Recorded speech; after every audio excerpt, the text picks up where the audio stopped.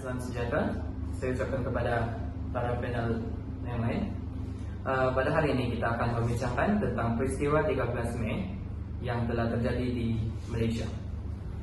Pada peristiwa 13 Mei, ia adalah merupakan satu rusuhan kaum yang berlaku pada tahun 1969, adalah kemuncak masalah perpaduan di Malaysia. Ia lebih dikenali sebagai peristiwa 13 Mei 1969.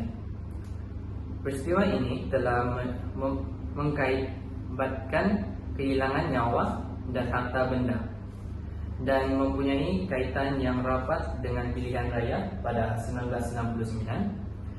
Tragedi ini merupakan satu titik hitam dalam sejarah negara Malaysia. Sekarang saya mempersilakan Quincy untuk memberikan tentang punca yang pertama. Terima kasih Melvin.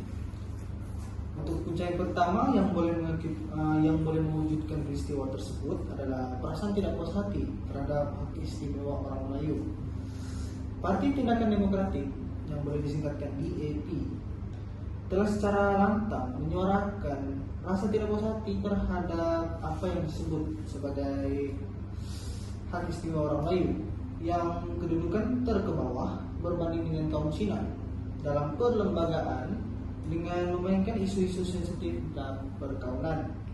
Walaupun begitu, DAP bertujuan untuk mendapatkan kemenangan dalam pilihan raya, di mana mereka tidak mempedulikan sentimen antara kaum yang boleh membahayakan itu yang telah memecah belah perpaduan rakyat.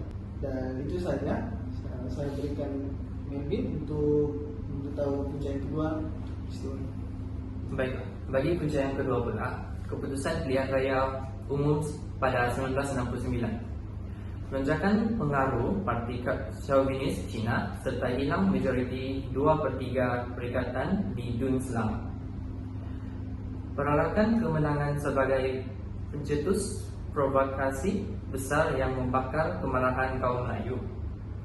Ketika berkumpul dalam keadaan semangat itu, melayang cerita-cerita tentang kebiadaban sesetengah orang Cina terbesar dan memulakan bab-bab rusuhan. Tragedi tercetus dengan Kuala Lumpur mula menjulang asap dan api kemarahan. Pembunuhan dan keadaan yang panik tersebut membesar secara pantas. Sekarang saya mempersilakan Nabila untuk memberikan pengajaran yang pertama. Oke, pengajaran dalam peristiwa 13 Mei 1969 ini ialah perpaduan juga perlu dikekalkan untuk tidak memberikan peluang dan kesempatan kepada musuh-musuh negara untuk memecah belahkan rakyat dan ingin menakluk Malaysia sebagai taklukan dan jajahan negara. Kerajaan telah mengadakan dasar perpaduan antara kaum dan masyarakat sekeliling untuk dijadikan panduan dan pegangan masyarakat yang berbilang kaum bagi menjalankan hidup secara aman dan sentiasa bersifat bersangka baik antara satu sama lain. Okey. Pengajaran yang kedua, Ida. Selain itu, pengajaran yang kedua yang kami perolehi dari peristiwa 13 Mei 1969 ialah kejadian ini turut menuntut keperluan menghormati kontrak sosial tentang perbezaan tentang agama, bangsa, kedudukan istimewa kaum Melayu, kedaulatan raja-raja Melayu. Peristiwa ini juga perlu diperingati oleh semua rakyat Malaysia agar kita semua bukan saja perlu memusahabahkan diri pada setiap masa, lebih penting lagi kita hendak memastikan ia tidak berulang lagi dengan menentukan hubungan etik sentiasa baik. Baiklah, saya mempersilakan Nabila untuk memberikan kesimpulan bagi pembincangan kita pada hari ini. Okey, kesimpulan dalam peristiwa 13 Mei 1969.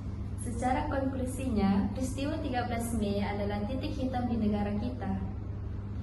Tragedi ini boleh diambil sebagai iktibar oleh generasi masa kini dan masa hadapan agar tidak diulangi lagi.